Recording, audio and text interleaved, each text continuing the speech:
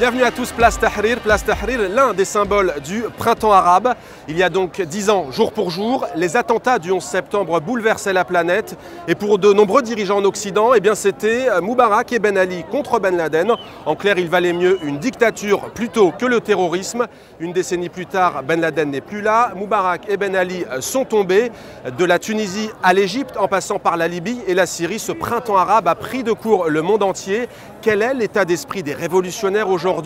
Nous le verrons dans un instant avec les invités de Maghreb Orient Express. Mais d'abord cette question qui se pose, peut-on parler d'une fierté arabe retrouvée? Nos envoyés spéciaux, Ilham Taoufiki, Dominique Lecomte et Emmanuel Marty, sont allés à la rencontre de deux cinéastes égyptiens. Voici leur reportage.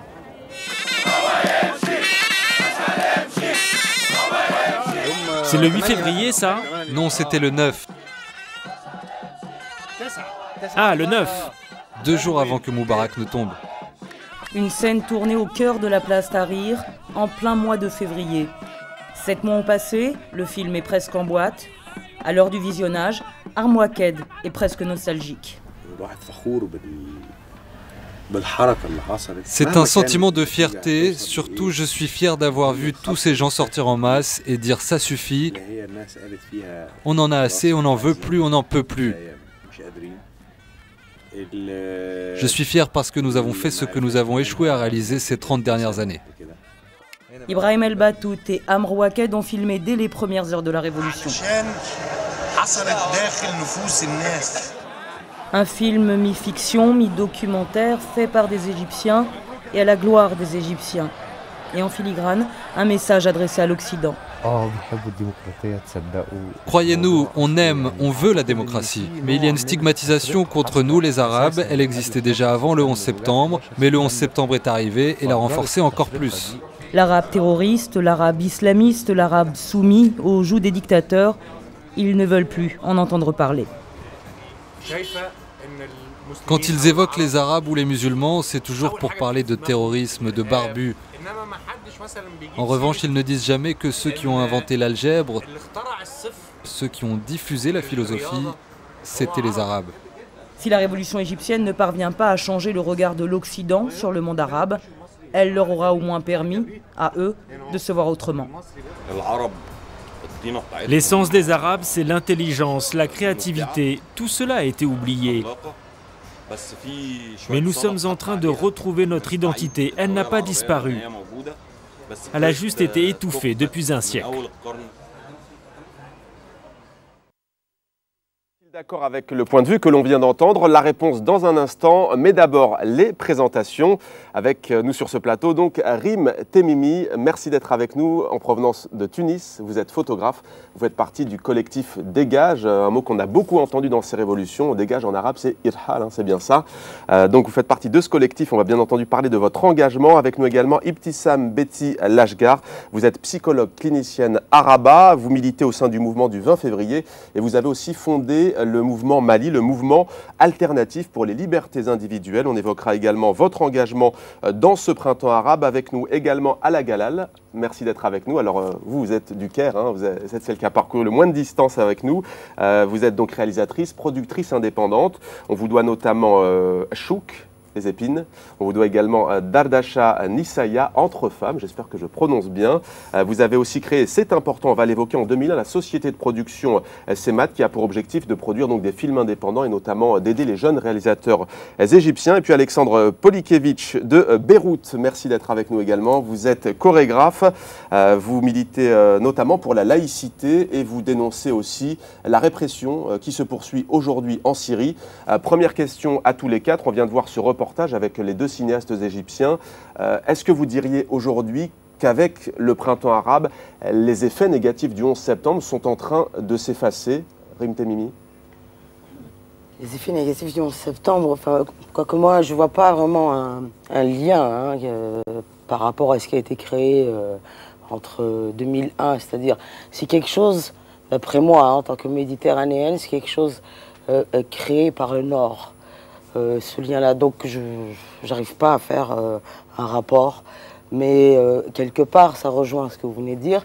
C'est vrai que ce retour de fierté, on va finalement peut-être reconnaître ce que c'est un arabe ou ce que c'est un berbère ou ce que c'est un africain. Et puis voilà, retour des identités et puis une fierté des identités, oui, mais pas seulement arabe. Alexandra Polikevitch, vous par exemple au Liban, quel est le son de cloche sur ces événements, ces commémorations? Vous dites voilà, c'est fini, ça y est, on passe à autre chose? Je pense qu'on a passé... Déjà, on a passé à autre chose. C'est pas maintenant, 10 ans après, qu'on passe à autre chose. Je suis entièrement d'accord avec ce que Rim vient de dire. Je ne vois absolument pas le lien entre le 11 septembre et ce qu'on vit maintenant, ou si ce qu'on vit maintenant efface ou pas. Mais une chose est sûre, je ne sais pas si je dirais fierté, sûrement on est fier, mais pour moi, c'est l'espoir qui renaît. On a un espoir dans un avenir meilleur, là où la situation nous oppressait d'une telle façon où l'espoir nous était enlevé, plus que fierté. L'espoir qui revient à la Galal, c'est un point de vue que vous partagez aujourd'hui? Oui, il a raison, mais aussi je pense que nous avons parti tout dans la rue comme ça. Ça, c'est un mouvement international. Je ne vois pas ça comme un mouvement arabe seulement. Parce que ça a bougé aussi à Londres, en Grèce. Alors, c'est l'être humain qui veut faire un nouveau système mondial. Et c'est pour cela que je ne trouve pas aussi la relation avec le 11 septembre. Parce que le 11 septembre a été fait par des gens, je ne trouve pas moi-même avec eux dans un même cadre. Alors le stéréotype des Arabes, les musulmans, l'Occident, les Européens, pour moi ça n'existe pas et je ne peux pas être très d'accord à diviser les gens comme ça sous des labels. Enfin, oui, je suis fière et contente et j'ai de l'espoir. Alors Betty Lachgar, on a aussi manifesté au Maroc, notamment avec le mouvement du 20 février. Est-ce que vous diriez vous aussi que ce n'est pas seulement un printemps arabe, berbère, méditerranéen, mais qu'il est beaucoup plus large, comme vient de le dire à la Galal, et qu'il est international? On a vu les indignés en Espagne, en Grèce, qui se revendiquent clairement de ces mouvements-là. Tout à fait, je rejoins ce qu'a dit Alal. C'est un mouvement... C'est une révolution mondiale, effectivement. Je pense que ce n'est pas juste une révolution arabo-berbère et que ça touche tous les pays, comme vous venez de citer. Mais je rejoins les invités parce que je ne vois pas non plus le lien qu'on peut faire entre le 11 septembre et les révolutions d'aujourd'hui. Mais en même temps, vous ne le voyez pas, mais c'est quand même, il y a quand même eu des effets négatifs, ça vous le niez pas. Je veux dire, il était beaucoup plus difficile, par exemple, quand on est arabe, musulman, de voyager dans le monde. Il y a quand même eu des effets négatifs concrets. Au Maroc, en tout cas, il y a eu de gros effets négatifs, puisqu'il y a eu la loi antiterroriste en 2003, et qui a été donc... une loi qui a également eu des conséquences sur toutes les libertés finalement. Donc, oui, il y a notamment aux États-Unis le Patriot Act qui a d'ailleurs été revoté. Ça a permis à certains gouvernements, pas seulement en Europe et aux États-Unis, mais y compris au Moyen-Orient, en Afrique, effectivement, d'adopter des lois liberticides. C'est comme ça, en tous les cas, que les appellent ceux qui les dénoncent. Rim Temimi, vous pensez qu'aujourd'hui, on va pouvoir peut-être, encore une fois, passer à autre chose et en tout cas, ces dirigeants-là ne pourront plus se revendiquer de cette menace terroriste entre guillemets? Oui, et surtout avec ce qui s'est passé en Norvège. Donc aujourd'hui, le terrorisme n'est pas seulement lié à l'arabe ou les musulmans ou Ben Laden. Vous parlez de l'attentat commis par Anders Behring Breivik en Norvège, à Oslo et sur l'île du Toga. D'ailleurs, tout le monde a été pris de court, puisque le jour même, tout le monde pensait à une probabilité que ce soit directement un islamiste. Ce qui est intéressant, c'est comment les médias ont pris cet événement, comment ils en ont parlé, et on n'a pas vraiment beaucoup entendu le mot terrorisme, ou le terroriste. Ils disaient un extrémiste, je ne sais pas quoi, mais le terroriste comme si c'était... Absolument, absolument. C'est très intéressant ce qui s'est passé, mais j'aimerais juste dire une chose par rapport à ces effets directs sur nous, mais je pense que la politique de la peur qu'a instaurée le 11 septembre est très efficace maintenant.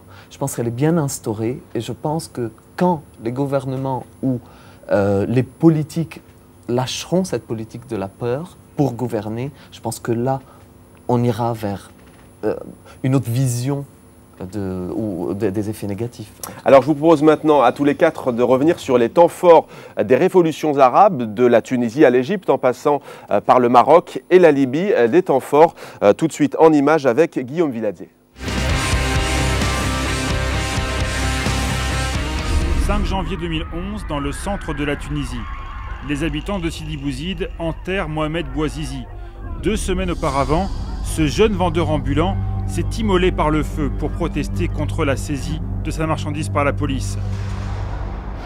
Son geste désespéré a aussitôt déclenché un vaste mouvement contre le chômage et la vie chère.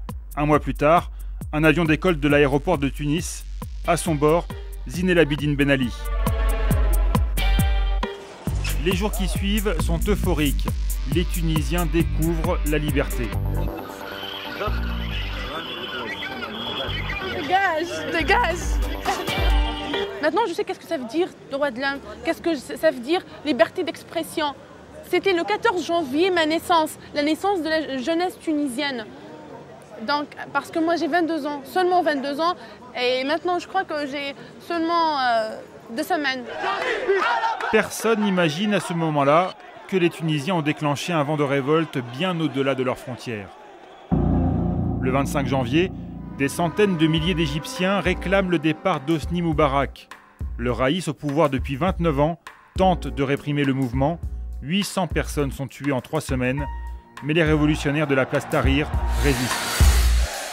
Dégage, dégage, hurle-t-il par dizaines de milliers sur la place. Toujours la même ferveur, toujours les mêmes slogans. Moubarak va partir, nous restons, ils en sont sûrs, la rue leur appartient. Aujourd'hui, c'est le dernier vendredi de Moubarak dans notre pays. Nous ne le voulons plus ici. Il doit être jugé. On veut nos droits. Le 11 février, 1 mois après Ben Ali, un autre dictateur quitte la scène par les airs. La guerre des pierres est finie. Nul besoin de se défendre. C'est le premier jour de l'ère après Moubarak. Au lendemain du grand soir, il faut faire table rase du passé. Amal est déjà là, c'est une militante de la première heure. 18 jours passés sur Tahrir, aujourd'hui elle balaye 30 ans d'oppression. Son rêve de la nouvelle Égypte se réalise. Je suis très optimiste. Je pense que les jeunes qui ont pu réaliser cela, ils pourront réaliser beaucoup plus.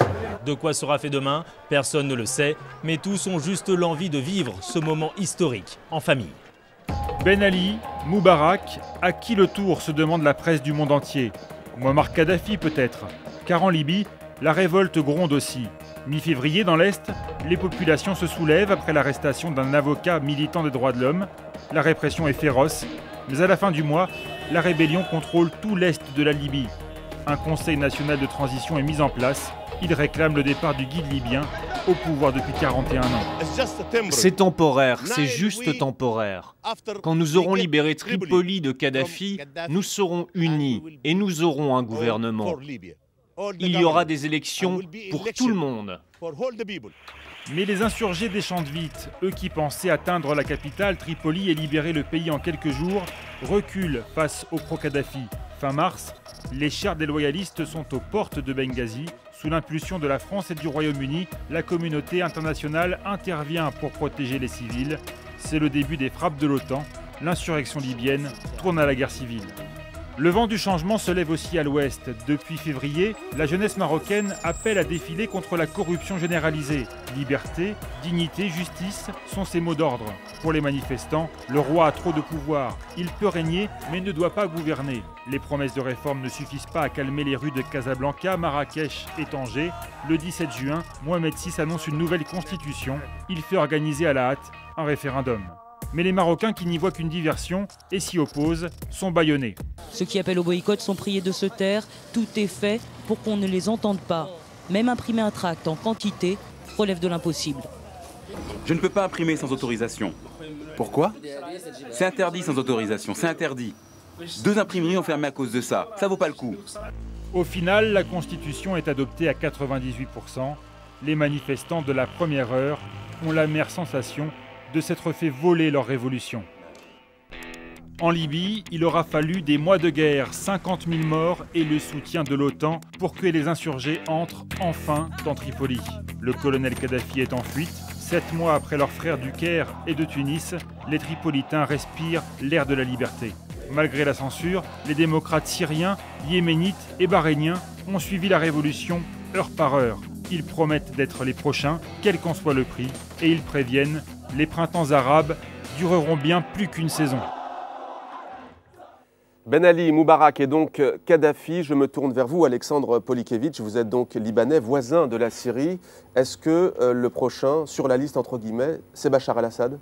On l'espère, en tout cas. Je ne peux pas confirmer, mais je pense que, en tout cas, le Liban étant une caisse de résonance envers tout ce qui se passe en Syrie, on sent que le régime vacille.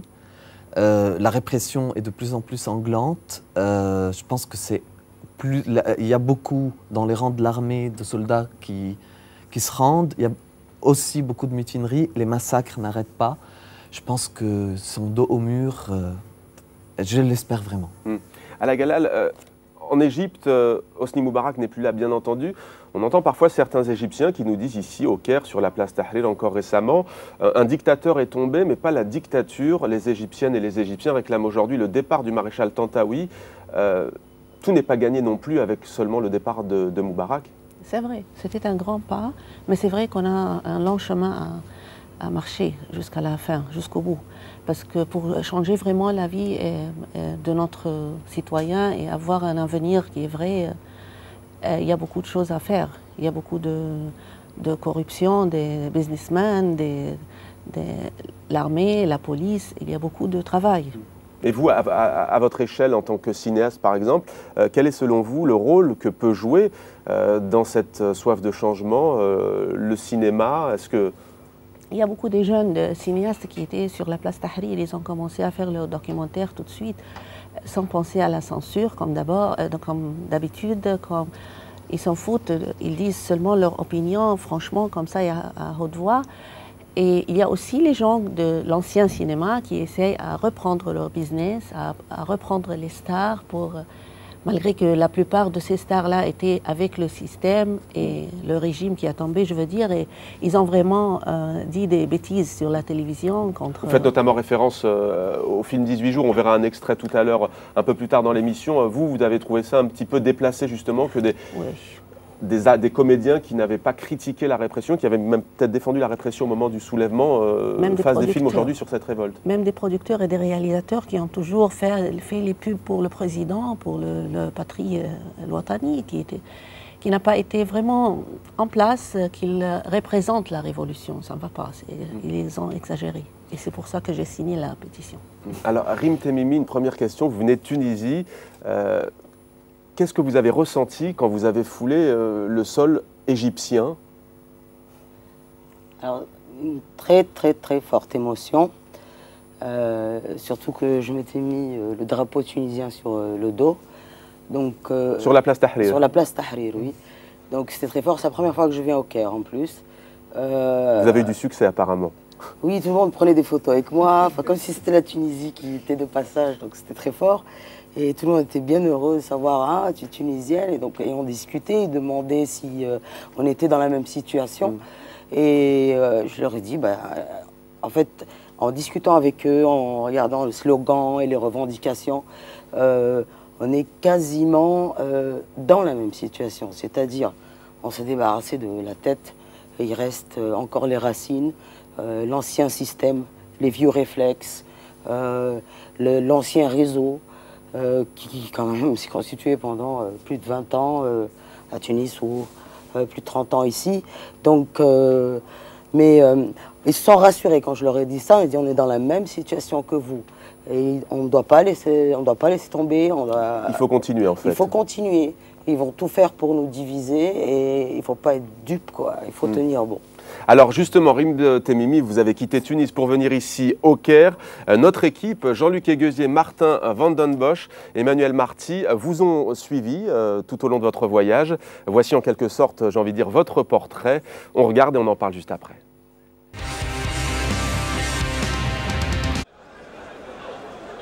J'ai pas pris ce plan depuis le 14. J'en tremble à l'idée de reprendre. Ça fait toujours autant d'émotions. Rim Temimi, de retour devant le ministère de l'Intérieur à Tunis. Début septembre, les policiers eux-mêmes protestent contre le gouvernement de transition. C'est toujours un bonheur de shooter le ministère. Quand même après 7 mois, ok, j'ai des réminiscences de joie, mais j'ai de l'angoisse. J'ai de l'angoisse, je souhaite que ça soit stable au plus vite. J'ai de l'angoisse parce que je sens qu'il y a encore un malaise. Puis j'ai hâte qu'il y ait la tranquillité dans notre pays, quoi. En janvier dernier, Rym a photographié les manifestations qui ont conduit à la fuite du président Ben Ali, fusionnant pour la première fois son métier et son engagement militant. Donc là, bon, aujourd'hui c'est calme. Mais sinon, je vous assure que je crois que pendant 2 mois, 3 mois, on ne pouvait pas rester ici 5 minutes. Tous les jours, ça gueulait là-bas. Donc c'était tout le temps, ça finissait jamais. Sur l'avenue Habib Bourguiba, une famille libyenne attend le moment du retour au pays. Alors que la Tunisie se prépare à une élection constituante, les échos des autres révolutions arabes attirent la sympathie. Il y a une barrière qui est sortie naturellement entre les Tunisiens, les Libyens, les Tunisiens, les Syriens. Hein. Aujourd'hui, on peut parler d'un peuple arabe, quoi. Garder des témoignages, laisser des traces. Dans son appartement, Rym Temimi accumule photos de famille, œuvres d'amis artistes. Archives de son travail ou de la grande histoire, les deux se confondent souvent. Moi, j'ai voulu rappeler les communautés de Tunisie. Ce sont des preuves qui, aujourd'hui, de cette histoire riche, quoi. Sur Internet, maintenant, elle traque et stocke les photos et vidéos du cyberdébat politique en cours dans le pays. À la période de janvier, quand on prenait les photos, c'est parce que le gouvernement de Ben Ali jouait sur la désinformation. Il se passait, c'est lui qui tuait son peuple, d'accord? Et aux yeux du monde, comme d'habitude, c'était les islamismes ou Al-Qaïda. Donc là, nous, les photographes, entre autres le collectif Dégage aussi, beaucoup de photographes, mais je sais que le collectif Dégage, notre but c'était de prouver que Ben Ali mentait, montrer la vérité. À travers le collectif Dégage, les photos révolutionnaires de Rym tournent maintenant dans le monde. C'est apporter sa contribution au pays natal qui semble la motiver plus que tout. Ainsi, avec une amie, elle a aussi créé le site Tunisian Art Galleries pour la promotion des artistes de Tunisie.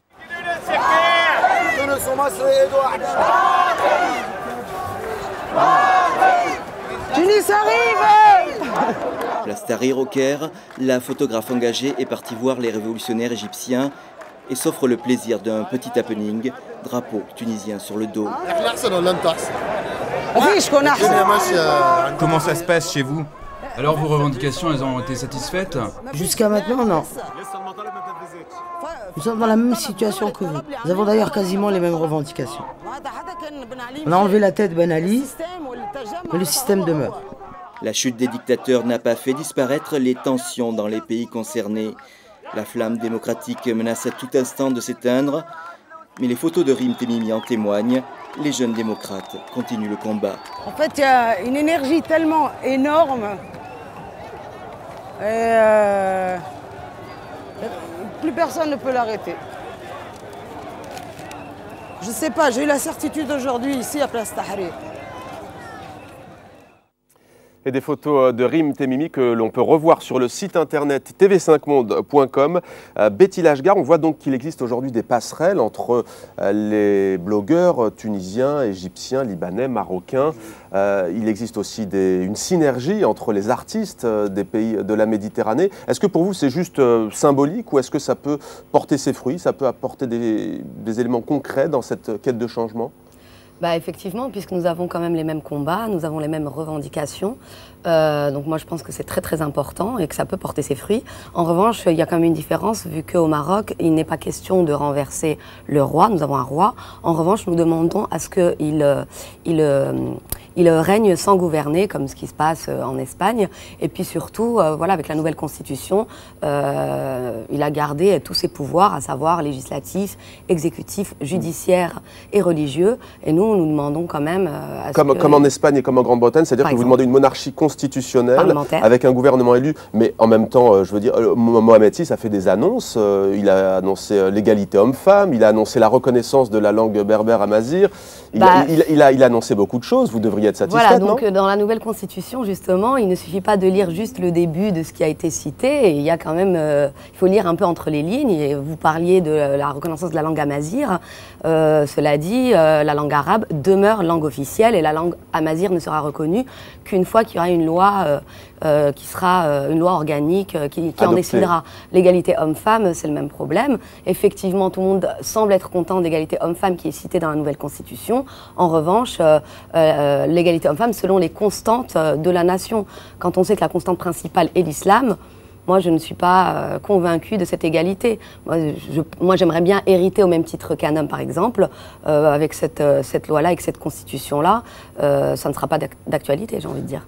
Rapidement peut-être, où en est le mouvement du 20 février aujourd'hui? Est-ce qu'il existe toujours? On ne sait pas trop, on a l'impression que finalement avec ces annonces, l'annonce de ces réformes, le mouvement est un peu, on va dire, mort-né.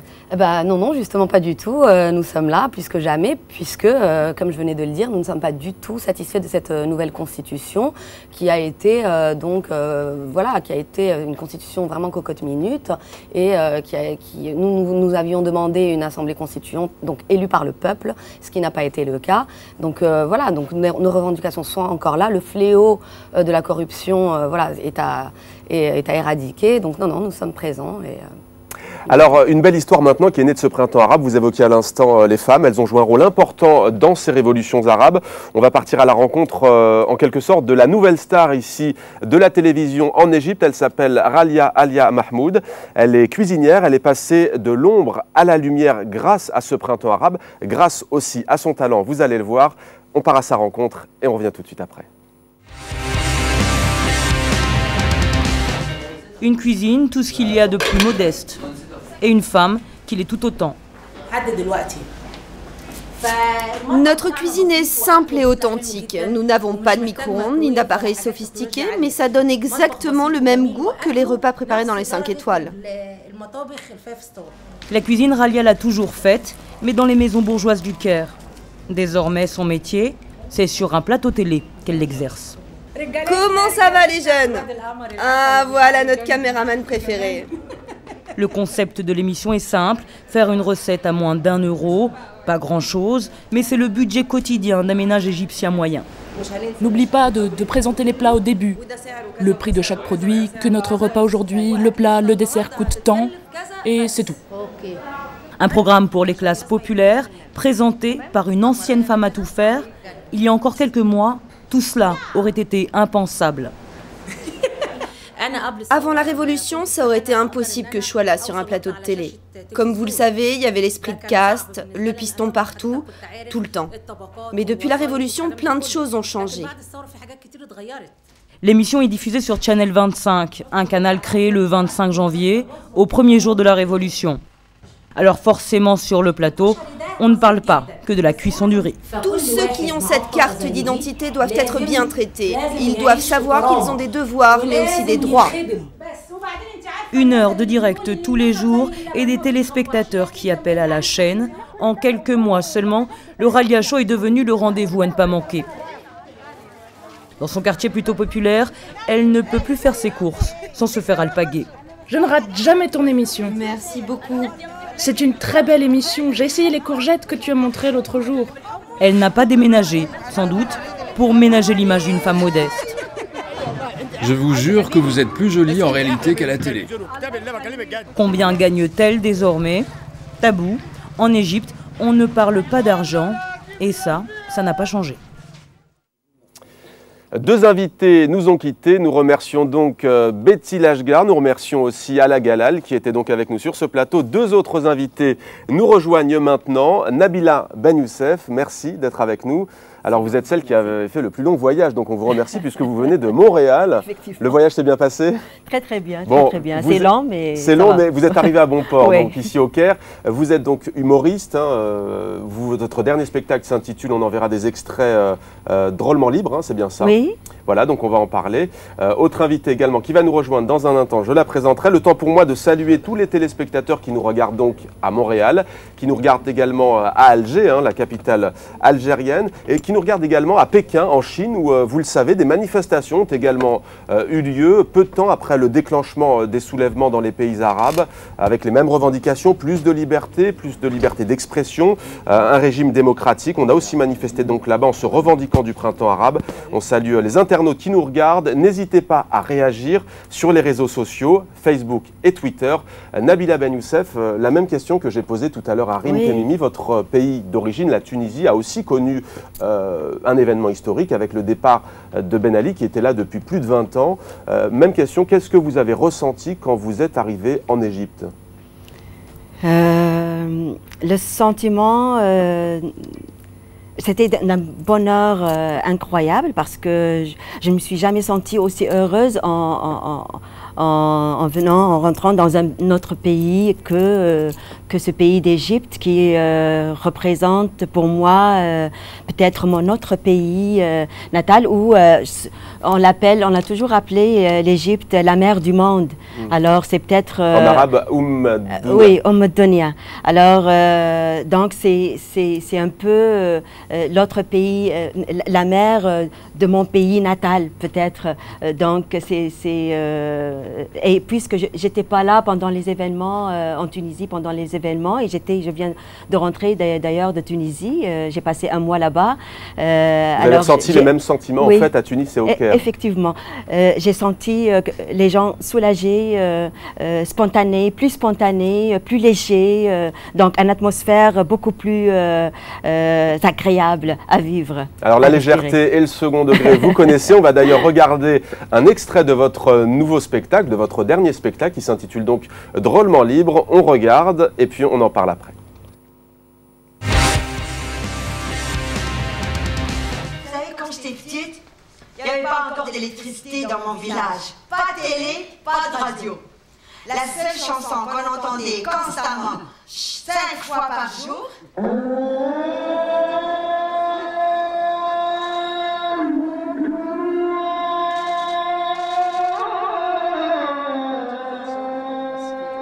c'était l'appel à la prière qui venait des mosquées. Imaginez, 5 fois par jour, 7 jours par semaine, pendant toute une vie, la même chanson. C'est comme si vous entendiez constamment 12 pouces, 5 $, 12 pouces, 5 $, 12 pouces.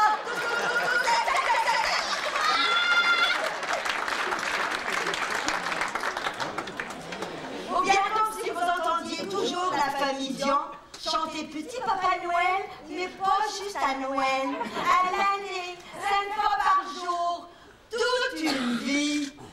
Il y a de quoi vrai fou, hein? Qu'est-ce qui se passe? Arrête ça! Oh, attention, Nabila. Oui, là, t'es allé vraiment trop loin, là, je crois. Papa Noël et la famille Dion, faut surtout pas y toucher. C'est ça que t'es dit. Non, là, tu exagères, Mustapha. On n'est pas en Arabie Saoudite, on est au Québec. Même le général de Gaulle l'a déjà dit. Vive le Québec! Vive! Alexandre Polikevitch, vous militez notamment pour la laïcité au Liban. Quand vous voyez cet extrait du spectacle de Nabila Ben Youssef, notamment sur cet appel à la prière, qui est donc critiqué par l'humoriste Nabila Ben Youssef, est-ce que vous partagez le point de vue? Vous savez que ce sont quand même des sujets sensibles et que ça peut choquer ici en Égypte, mais aussi dans d'autres pays de la région? Je ne partage pas tout à fait la même opinion. Parce qu'avant tout, moi j'adore l'appel. Moi je suis né chrétien, mais je trouve que l'appel à la prière enveloppe la ville comme ça. Moi j'aime l'écouter de loin un peu. Ça serait bien qu'il baisse un peu le niveau des haut-parleurs. Ça, j'aimerais vraiment que ça se fasse. Mais je trouve, bon, c'est un choix. Après, on ne peut pas imposer, compris ou pas. On peut faire plein de choses quand la prière est en train de... L'appel est là. Je vous laisse à votre imagination ce qui peut arriver en même temps. Mais vous, au Liban, il y a une vingtaine de communautés qui cohabitent en harmonie. Tout n'est pas facile. Harmonie, c'est difficile? Très difficile. C'est pas évident parce qu'on n'a pas quelque chose en commun finalement. Chacun sa référence et sa communauté, travaille pour sa communauté, se marie, divorce, en matière d'héritage, comme parlait tout à l'heure. Chaque communauté régit son mode de vie. Voilà. Donc du coup, si on n'a pas un système ou un code civil qui régisse les Libanais entre eux, pour qu'ils puissent, à égalité, pour qu'ils puissent avoir une émergence d'une certaine identité libanaise et non pas être chrétien libanais ou musulman libanais avant, passer le Liban en premier, ça c'est... On n'est pas là encore. Alors c'est un sujet important, mais le Liban, on peut dire que c'est une démocratie quand même. C'est peut-être la seule dans le monde arabe, non?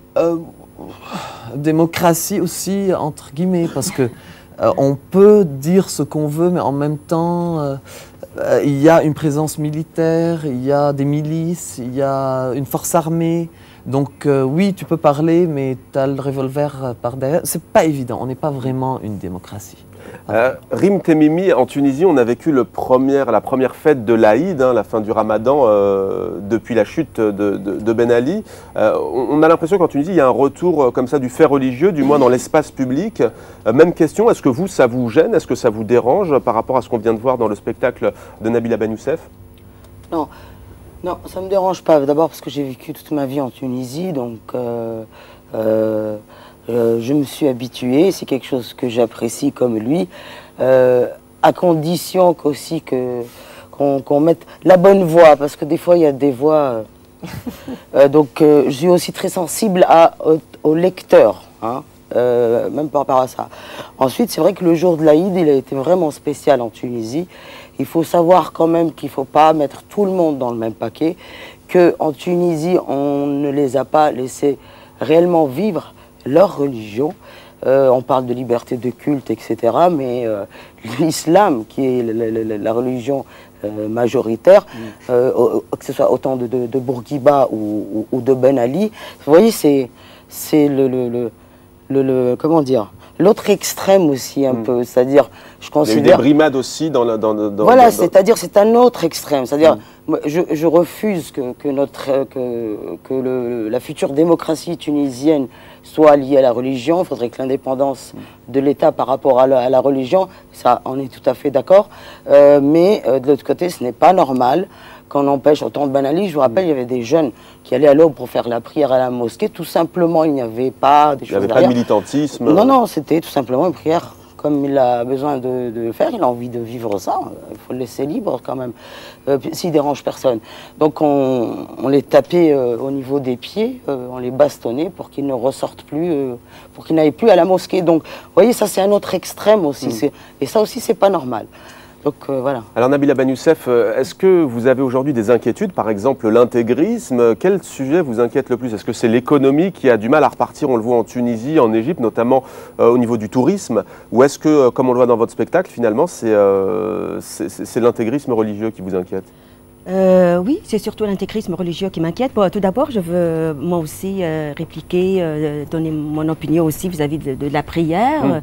C'est quelque chose aussi que j'adore. L'appel à la prière, ça fait partie quand même de ma culture et tout. Et il y a une musicalité que j'aime beaucoup. Mais je pense que peu importe la musique, même si on aime très fort une musique ou quelque chose, et on nous, avec si on nous agresse avec ça tous les jours, je ne sais pas, 5 fois par jour, avec des haut-parleurs à très haute voix, je pense qu'à long terme, on finit par c'est ça, c'est-à-dire ça devient peut-être un peu banal, ça devient quelque chose. J'aimerais, on vit maintenant dans une époque où on a tout pour savoir l'heure de la prière, pour savoir, on n'a pas besoin qu'on nous rappelle. Et si on est un croyant très sincère, on est vraiment timé, tellement on répète ça toute notre vie 5 fois par jour. Donc, lorsque la prière arrive, on va volontairement à la mosquée pour prier. On n'a pas besoin qu'on nous force pour aller prier. Bon, ça c'est... Du ressort privé, en fait, vous voilà. voulez dire. Et qu'on nous laisse le choix aussi d'écouter ça à notre notre guise, quand on veut. Voilà, ça c'est mon opinion personnelle. Alexandre Polikevitch, une question pour vous. On voit que dans la région, il y a aussi une géopolitique qui est compliquée. On a vu ce qui s'est passé avec l'ambassade israélienne au Caire. Est-ce que vous pensez que la diplomatie, est-ce que vous pensez que la politique internationale va aussi changer avec ce printemps arabe dans la région, au Liban, en Syrie, en Égypte? Je pense pas vraiment, parce que honnêtement, il y a, en tout cas de mon point de vue et du point de vue du monde arabe, plus ou moins, on partage il y a quand même une énorme hypocrisie et schizophrénie internationale par rapport à ce qui concerne Israël. Israël sera le chouchou de la communauté internationale. Je doute qu'on puisse arriver à un moment donné où vraiment, j'espère que justice sera faite. Et s'il y a des crimes de guerre et des crimes contre l'humanité qui ont été faits en Syrie, que Bachar descende, mais qu'en Israël aussi, d'autres tombent. Par rapport à ce qui se passe, vous voulez dire, dans les territoires ce occupés qui s'est passé depuis Palestine 1948 jusqu'à maintenant. Au sud Liban et en Palestine, bien sûr. Et justement, pour avoir un regard précis sur ces événements géopolitiques, une autre invitée nous a rejoint, une invitée qui est très connue ici en Égypte, puisqu'elle a été députée. Elle est également professeure de sciences politiques à l'Université américaine du Caire. Mona Makram-Ebed est avec nous. Merci beaucoup d'avoir accepté notre invitation. Est-ce que vous voulez rebondir à ce que vient de dire Alexandre Polikevitch, par exemple? Oui, je suis tout à fait d'accord. Mais ce qu'il n'a pas souligné, c'est que pour la première fois, Israël aujourd'hui est prise au dépourvu. Tout ça n'était pas attendu, comme le printemps arabe ne l'était pas pour les Arabes, mais pour Israël surtout. Ne croyons pas du tout que ça allait pouvoir s'étendre, d'abord s'étendre et prendre cette envergure. Or aujourd'hui, ce qu'Israël n'arrive pas à réaliser, c'est qu'il y a une nouvelle Égypte, qu'on le veuille ou pas. La nouvelle Égypte veut dire que le peuple a son mot à dire. Le peuple a été privé pendant 30 ans, frustré et incapable aussi d'exprimer ses sentiments, que ce soit envers Israël ou envers la politique interne. Aujourd'hui, tout ça est en train d'exploser. D'exploser, je ne dis pas d'une manière raisonnable, mais chaotique et très souvent irresponsable. Mais il faut prendre ça en considération. 30 ans où les gens ont été frustrés, empêchés d'exprimer leur propre idée, leur propre volonté. S'il y avait eu une ouverture semi-démocratique, on ne dit pas qu'on sera une démocratie à la Westminster, mais s'il y avait une semi-démocratie, les gens auraient pu s'exprimer. Les autorités auraient pu savoir ce qui se passe. Toute cette rancœur qu'il y a, toute cette rancœur surtout contre la corruption, toute cette rancœur surtout envers la dépendance vers les États-Unis. C'est-à-dire les États-Unis et Israël dicter notre politique extérieure. Alors ça, c'est pour le domaine de la politique étrangère. Mais vous avez été parlementaire. Moi, j'ai été sous le parti parlementaire enlevé le lendemain. J'ai réussi la dernière fois. Mais sous le parti d'Hosni Moubarak. Est-ce que vous regrettez d'avoir justement participé, on va dire, entre guillemets, à ce système? Ou est-ce que vous dites, moi, j'étais une élue... Non, parce que je faisais partie, justement, du groupe qui n'en voulait pas de ce système. Qui voulait changer. Et qui voulait changer. Mais eux ne voulaient pas changer. Alors, c'est nous qu'ils ont changé. Alors, une fois que j'avais réussi en 2010, annoncé dans toutes les télévisions égyptiennes et même étrangères, les journaux, le lendemain, mon nom avait disparu. Ils avaient décidé que tout le Parlement serait un Parlement qui soutiendrait et la succession de Gamal Moubarak et qu'il n'y aurait aucune voix indépendante ou d'opposition. Donc, ils ont pris 97% des sièges et c'est la première fois dans l'histoire de l'Égypte. Et je peux vous dire que si cela n'était pas arrivé, il se peut qu'il n'y aurait pas eu cette révolution. C'est vrai que la Tunisie a donné le coup d'éclat, mais il se peut que ça n'aurait pas pris cette envergure. Ça, c'était vraiment comme on dit, la goutte qui a fait déborder le verre d'eau. Vraiment. vous avez deux femmes en face de vous qui ont vécu dans leur pays d'origine, la Tunisie, une révolution. En Tunisie, des élections se profilent, en Égypte aussi. On ne connaît pas encore la date en Égypte. En Tunisie, ce sera donc le 23 octobre. Et c'est la première fois dans un pays arabe, si je ne me trompe, qu'il y aura, et même dans beaucoup de pays du monde, il y aura la parité homme-femme sur les listes électorales. C'est un sujet qui vous tient à cœur, c'est pas le cas en Égypte. D'ailleurs, nous, on a toujours eu beaucoup d'admiration pour la Tunisie. Côté femmes, pas côté dirigeants. Côté femmes. Côté femmes, ce sont les plus avancés dans le monde arabe. Et pour moi, ça, c'est le legs, le véritable legs de Bourguiba. Habib Bourguiba, l'ancien chef de l'État tunisien. Et qu'ils ont continué, parce que les femmes sont très fortes là-bas. Moi, j'ai été très souvent en Tunisie et je faisais partie. C'est la meilleure chose qu'il a faite d'ailleurs, Bourguiba. Oui, je faisais partie justement de la Ligue des droits de l'homme. Et donc, elles ont avancé d'une manière fantastique. Pendant la Révolution, elles ont pu garder ce momentum que les femmes égyptiennes n'ont pas pu garder. Et c'est ce qui est très étrange parce que les femmes égyptiennes étaient non pas en grand nombre au Tahrir, mais peut-être en nombre qui dépassait les hommes. La même chose s'est passée au référendum. Ouais. Et puis, il y a eu quelque chose d'incompréhensible jusqu'à présent, c'est qu'elles ont été mises à l'écart. Par qui? Par les autorités qui sont là. On ne sait pas, peut-être que l'armée n'est pas habituée à voir des femmes, mais elles doivent s'habituer maintenant à savoir que les femmes aujourd'hui sont beaucoup plus courageuses et plus à l'avant-garde. Est-ce que c'est pas parce que l'armée... Non, pas parce que nous sommes trois, mais parce que je vous dis exactement ça, elles n'auraient pas fait ce genre de choses irraisonnables. Les revendications qu'il y avait au Tahrir, que les femmes demandaient et se battaient pour ça, c'était des droits. C'était pour la dignité, c'était pour la justice sociale et c'était pour la démocratie. Aujourd'hui, ça c'est en train de prendre des dimensions. Mais pourquoi est-ce que vous pensez par exemple qu'il y a un jeu entre l'armée égyptienne aujourd'hui au pouvoir et les frères musulmans par exemple, où on se ménage un petit peu? On a vu quand même des scènes parfois étonnantes avec les frères musulmans qui disaient oui, on a besoin de l'armée égyptienne, on a besoin de la sécurité dans ce pays. Est-ce que ça vous inquiète aussi, cette stratégie, ce jeu entre guillemets?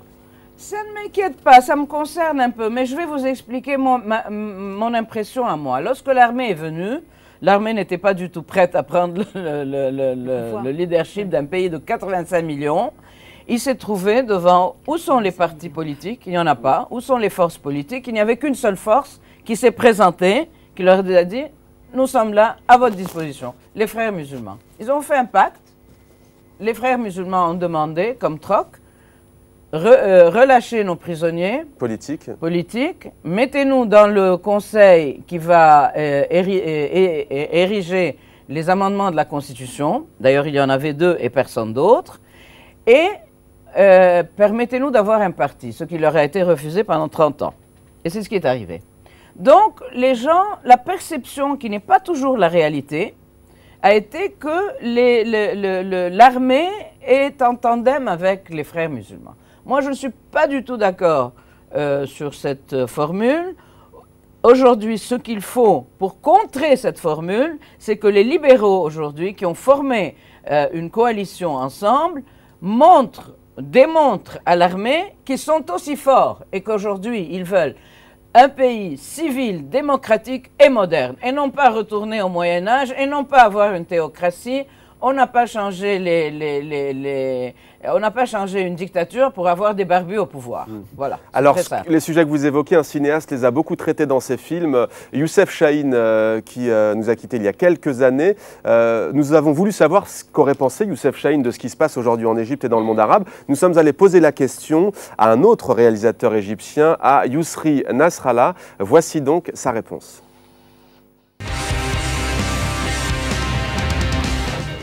Depuis Adieu Bonaparte, c'est là où j'ai commencé à travailler avec Chahine et c'était toujours le même mot qu'il disait, d'égal à égal. Je veux bien avoir un rapport avec vous, avec l'autre, avec l'Occident, avec le monde, mais d'égal à égal, non pas de serviteur à 100 mètres. Ben, je sais exactement ce qu'il aurait dit. Je l'ai dit. J'ai dit qu'ils allaient finir comme ça. Il l'a dit dans tous ses films, non? Et il se serait marré comme une baleine, quoi. Il se serait marré comme une baleine. Nabila Ben Youssef, ça doit vous faire plaisir, ça, l'humour, non? Oui, tout l'humour me fait plaisir, bien sûr. Youssef Chahine il se serait marré comme une baleine parce qu'il l'avait prédit. Vous, dans vos spectacles, par exemple, c'est ce que vous essayez de faire. À travers le rire, vous essayez de susciter justement une prise de conscience politique. Oui, de faire réfléchir les gens, oui, parce que pour moi, il ne suffit pas juste de faire rire. Avec l'humour, il y a toujours... c'est un bon, très très bon moyen pour faire réfléchir les gens, parce que tout ce qui est drôle, on le retient très bien. Et je pense que Youssef Chahine, s'il était là, je suis une très grande fan de Youssef Chahine, je l'ai toujours été, c'est un très grand cinéaste pour moi, qui a fait avancer, qui a beaucoup fait avancer le cinéma arabe, et j'aurais tellement aimé qu'il soit là. Je pense que lui aussi. Alors Yousri Nasrallah, le réalisateur égyptien que nous avons rencontré, tourne en ce moment un film dans la région du Caire. Il a réalisé le film 18 jours dont on a parlé tout à l'heure. 18 jours qui est donc un film dont vous avez peut-être entendu parler, 18 jours du 25 janvier au 11 février. C'est en fait un film qui revient à travers le regard de 10 cinéastes sur ces événements. 10 fictions en fait qui ont été tournées donc en très peu de temps. Ala Galal nous parlait tout à l'heure justement de son point de vue assez critique sur le film. On va peut-être voir la bande-annonce de ce film et on se retrouve juste après.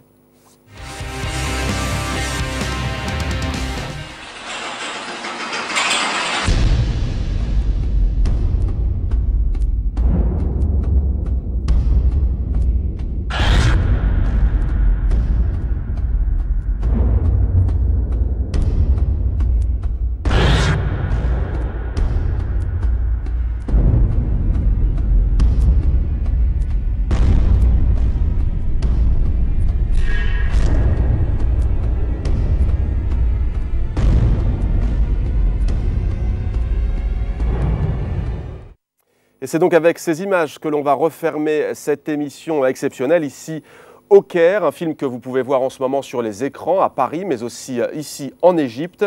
J'aimerais vous remercier tous les quatre chaleureusement d'avoir participé à cette émission, puisqu'on l'a dit, vous avez tous beaucoup voyagé pour venir. Merci d'avoir apporté votre pierre à l'édifice, en tous les cas dans cette émission Maghreb Orient Express. Merci à tous les quatre.